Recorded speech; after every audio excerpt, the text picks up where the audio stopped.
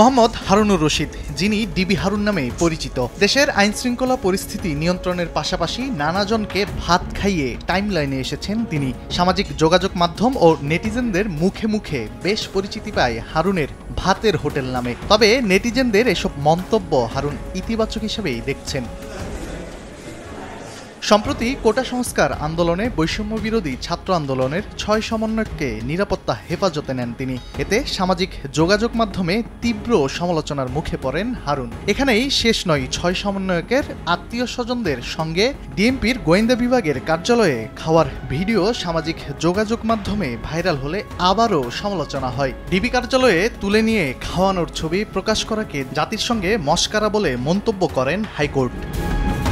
এর 2 দিন পরই ঢাকা মহানগর গোয়েন্দা পুলিশের অতিরিক্ত পুলিশ কমিশনার মোহাম্মদ হারুনুর রশিদকে বদলি করা হয়েছে। বুধবার সন্ধ্যায় ডিএমপি কমিশনার হাবিবুর রহমান স্বাক্ষরিত এক প্রজ্ঞাপন জারি করা হয়। ডিবি থেকে হারুনুর রশিদকে সরিয়ে নতুন করে ডিএমপির অতিরিক্ত কমিশনার ক্রাইম অ্যান্ড অপারেশনস বিভাগের দায়িত্বে দেওয়া হয়েছে।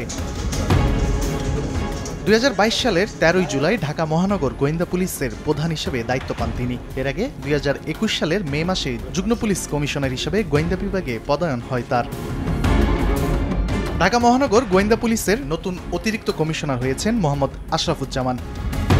তানভীর হাসান মেঘ, সময় সংবাদ, ঢাকা।